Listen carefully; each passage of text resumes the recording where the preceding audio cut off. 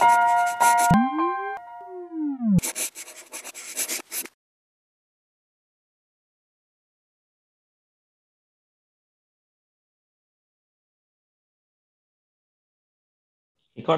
Alright. Baik. Assalamualaikum warahmatullahi wabarakatuh. Sehat, Pak? Waalaikumsalam warahmatullahi wabarakatuh. Alhamdulillah sehat, Pak. Thank you. Kita mau bicara kali ini masih tentang Academic Management System, mengulas mengenai integrasi dengan Bank Mitra. Spesifik lagi terkait dengan konteks admission, dengan konteks pembayaran formulir. Mungkin yang pertama, udah berapa bank sih yang bank dan institusi perbankan atau institusi pembayaran yang sudah kita support sejauh ini, Pak? Ya, sejauh ini dari catatan yang kami punya itu ada 15 bank, Pak, total. Ya, 15 bank, baik itu bank nasional maupun bank daerah. Oke, termasuk juga swasta nasional ya? Juga ada ya? Ya, seperti itu. Ada swasta nasional juga, kemudian termasuk juga kita ada integrasi dengan kanal-kanal pembayaran seperti Alto, Simponi, atau link aja, payment gateway semacam itu juga sudah. Simponinya Kemenkeu? Simponi Kemenkeu, ya. Untuk Simponi Okay. spesifik untuk kampus-kampus yang di bawah kementerian biasanya, karena ini Simponi itu persyaratannya memang dia hanya interkoneksi dengan kementeriannya, antar kementerian atau Satker ya. Direktorat. Nah, nanti yang di bawahnya itu harus ngikut dalam satu jaringan dengan itu. Jadi khusus misalnya ada Poltekkes itu ingin include dengan join dengan Simponi supaya nanti pelaporan pelaporan pendapatan bukan pajaknya itu langsung terlapor, itu nanti mesti terhubung secara jaringan dengan kementeriannya, Kementerian Kesehatan mungkin seperti itu ya. Dari Kemenkeu ke ada jaringan khusus list line ke Kementerian Kesehatan. Biasanya seperti itu persyaratannya. Tapi Simponi ini sudah cukup bisa dibilang cukup fleksibel pembayarannya. Hampir semua bank itu support untuk pembayaran Simponi, bahkan bisa dibayar lewat ya pos, kantor pos itu lewat Indomaret dan beberapa payment gateway. Payment gateway eksklusif ya buat untuk kementerian itu sudah banyak disupport, banyak opsi banknya. Cakep. Itu satu Simponi. Teknologi yang lain yang dipakai, yang kita kembangkan dengan setiap bank, berarti satu-satu masing-masing. Kayak mana itu variasinya? Variasinya memang cukup banyak sih. Pertama memang yang pertama yang menjadi ini kita berjalan biasanya memang di bawah MOU dari kampus ya. Jadi yang bekerja sama adalah nanti kampus dengan bank. Nah, dari MOU itu nanti kan ada kesepakatan teknis. Kesepakatan teknisnya nanti tiap-tiap bank pasti ada penawaran. Ada bank nasional biasanya dan bank-bank besar biasanya sudah punya standar integrasi, standar pertukaran data sendiri. Untuk biasanya di bawah embel-embel virtual account. Biasanya dengan itu di bawah embel-embel teknologi virtual account yang diimplementasikan di bank. Itu nanti ada standarnya. Kemudian kita juga punya standar sendiri yang sudah kita kembangkan, sudah cukup lama berjalan juga, termasuk kita punya payment gateway sendiri. Ada URL payment.gamatechno.com, itu payment gateway kita dengan standar kita, dan juga sudah cukup banyak, sekitar separuh dari 15 bank tadi sudah terintegrasi dengan payment gateway kita yang di sana, dengan protokol yang kita kembangkan ya. Dengan standar yang kita kembangkan. I see. Alright, baik. Terus kita mulai masuk lebih dalam mengenai e-admisi, proses admisi sendiri. Perjalanan mulai dari tagihan itu dibuat sampai lalu status pembayaran formulirnya diterima, bisa dikisahin nggak Pak? Ya, secara umum memang proses di aplikasi pembayaran kita yang untuk mensupport proses admisi adalah nanti ada setting tarif pendaftaran. Setting tarif pendaftaran ini tentunya nanti tergantung dari supply data dari aplikasi registrasi yang menjadi back office dari admisi. Supply data semacam apa? Yaitu supply data jalur yang dibuka, yang akan dibuka dari tanggal sekian sampai tanggal sekian dengan target nanti dengan pilihan opsi program studi yang ditawarkan apa saja. Itu biasanya dari registrasi, kemudian nanti di aplikasi pembayarannya kita detailkan tarif nanti. Tarif pendaftaran. Biasanya kan misalnya tiap gelombang nanti ada tarif yang berbeda-beda semacam itu. Nah, dan nanti mungkin tiap jalur masuk ada lagi tarif yang berbeda. Itu yang kita bisa variasikan di aplikasi pembayaran. Dari sisi tarif seperti itu, kemudian setelah itu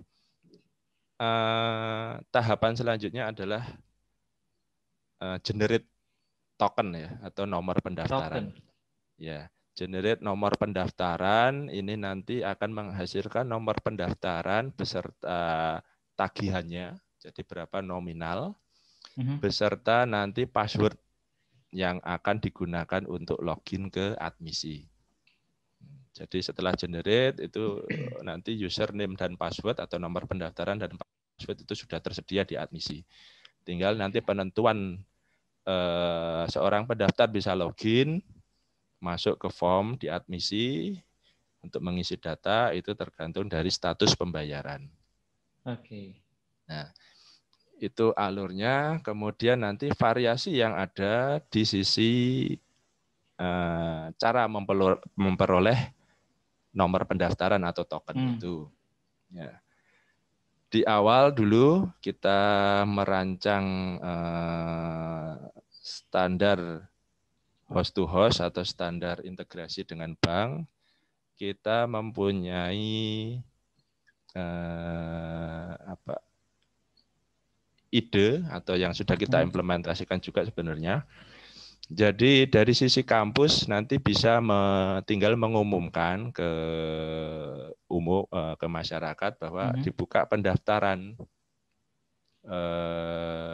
jalur apa, gelombang berapa, semacam itu dengan kode berapa. Kode ini biasanya 4 digit angka yang nanti itu bisa kemudian bisa melakukan pembayaran ke bank yang ini ya, yang bekerja sama dengan kampus dengan menyebutkan kode itu. Kalau dulu di awal-awal masih melalui teller ya, atau kalau tidak teller ya dulu masih bisa menggunakan dari ATM. Dulu awal-awal sih masih belum terlalu booming untuk internet banking ya. Nah, itu dengan mengetikkan atau menyebutkan kode itu misalnya 0101 mau pendaftar ke kampus ini dengan kode 0101. Nah, nanti dari sana setelah dibayarkan itu mendapatkan bukti pembayaran yang isinya adalah nomor pendaftaran dan password yang itu bisa digunakan untuk login di admisi. Itu cara pertama yang dulu pernah kita implementasikan. Sampai saat ini masih ada kampus yang menggunakan cara seperti itu. Ya, masih berjalan sampai saat ini. Kemudian perkembangan selanjutnya adalah karena sudah banyak bank yang menuntut integrasi menggunakan standar bank sendiri, yaitu yang virtual account. Beberapa bank sudah mempunyai standar integrasinya, kita harus menyesuaikan ke sana. yang berarti kita tidak bisa memaksakan bisnis proses tadi yang datang ke bank dengan sekedar memberikan 4 digit kode untuk pendaftarannya itu tidak bisa terimplementasi. Akhirnya kita ubah alurnya menjadi menambahkan fasilitas untuk booking atau pesan nomor pendaftaran. Seperti ya. Jadi biasanya yang diminta nanti adalah tentunya identitas, nama, bisa mungkin menyertakan NIK, nomor HP, atau nomor telepon dan email. Biasanya untuk notifikasi juga di sana. Nanti akan diperoleh nomor tagihan. Biasanya juga kita sertakan password-nya di situ sekalian. Nah, nomor tagihan atau nomor pendaftaran itu nanti bisa digunakan. Ada informasi juga nanti di bawah, biasanya nomor virtual account sesuai dengan standar bank yang bekerja sama. Ya. Jadi kan nanti ada, biasanya kalau bekerja sama dengan bank ada diberikan nanti nomor awal atau prefix dari virtual account-nya adalah berapa, seperti itu. Misalnya 8005 seperti itu. Nah, itu nanti bisa kita gabungkan dengan nomor pendaftaran untuk menjadi nomor virtual account yang dibayarkan ke bank, baik melalui semua kanal di bank. Semua channelnya bank biasanya bisa melalui internet banking maupun ATM maupun lewat teller. Itu setelah pembayaran baru nanti nomor pendaftaran dan password tadi bisa digunakan untuk login ke aplikasi admisi. Itu sih Pak, secara umum dua alur ya yang kita implementasikan untuk admisi, khususnya untuk pendaftaran mahasiswa baru. Tema challenge-nya itu di variasi standar atau protokol yang bisa jadi tiap bank itu tetapkan berbeda, gitu kan ya? Iya, betul sekali. Ya. Lalu pas implementasi, problematikanya biasanya apa saja, Pak? Ya, untuk kebutuhan admisi sebenarnya lebih minim masalah ya. Minim masalah. Paling permasalahannya adalah nanti biasanya yang dihadapi adalah dari sisi bukti bayar yang diterima dari bank atau dari cetak yang mengandung password itu tadi, karena mungkin tercetak kurang jelas. Biasanya hanya itu saja sehingga ketika login kok gagal semacam itu. Biasanya semacam itu. Sampai saat ini untuk pendaftaran atau untuk admisi itu relatif lancar, tidak ada masalah. Jadi cukup lancar, mahasiswa booking, kemudian membayar, kemudian login, biasanya bisa dalam hitungan 1 menit itu sudah selesai semua transaksi, biasanya seperti itu. Ya, jadi sekarang langsung ya, maksudnya dengan virtual account saja, dengan dibungkus teknologi harus langsung di-push ke server admisi, berarti tidak menunggu harus T+1 seperti yang dulu. Ya, betul. Tidak perlu. Biasanya kalau dulu kan ada H+1 semacam itu, kalau sekarang tidak perlu.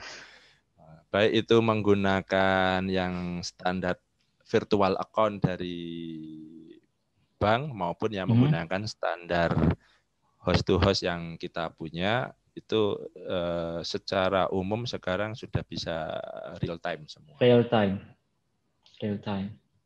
Oke, menarik. Sip. Kurang lebih untuk pembayaran SPP juga temanya alurnya ya sama, cuman hanya mungkin kompleksitas angkanya saja yang mungkin jauh berbeda dengan yang proses admission ya. Ya, kalau untuk SPP untuk registrasi mahasiswa baru ya setelah tadi admisi, kemudian nanti registrasi atau yang pembayaran semester tiap semesternya. Secara alur di aplikasi kita sama, jadi ada setting tarif dan nanti yang tadinya generate nomor pendaftaran itu digantikan menjadi generate tagihan.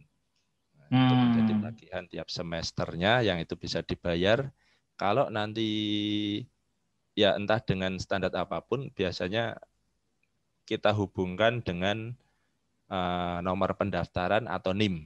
Jadi kalaupun dengan virtual account, nanti kode virtual account yang diberikan oleh bank itu nanti kita gabungkan dengan nomor pendaftaran atau NIM. Biasanya formatnya seperti itu. Kalaupun nanti yang kerjasama dengan host to host dengan standar kita, itu ke bank pun atau ke ATM pun tinggal memasukkan NIM. Semacam itu untuk pembayaran.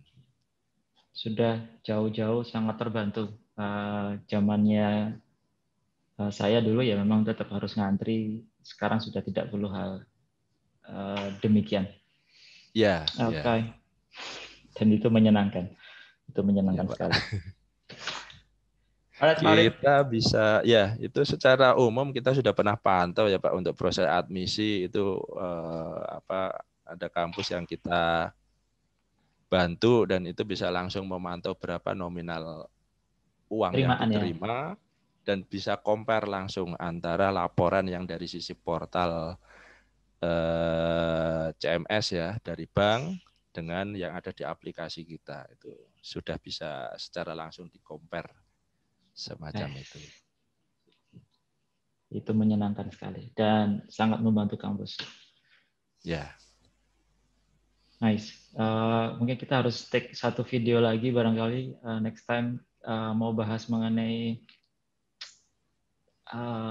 dinamika tagihan untuk mahasiswa baru atau lama, tentang cicilan, tentang deposit. Tapi mungkin next time tidak di video ini. Ya, Pak.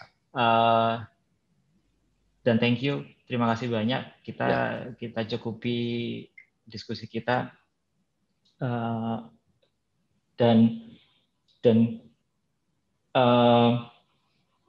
saya kira menarik ya mendapat 15 bank, lalu ada 3 institusi integrator tadi juga bisa sudah kita support, plus juga ada link aja, dan penasaran kita seperti apa gitu protokol yang dipakai oleh teman-teman yang lain di institusi yang lain. Oke. Ya wis, tetap semangat dan terima kasih banyak Pak Urip. Sama-sama Pak. Yes, aku akhiri ya. Assalamualaikum. Waalaikumsalam warahmatullahi wabarakatuh.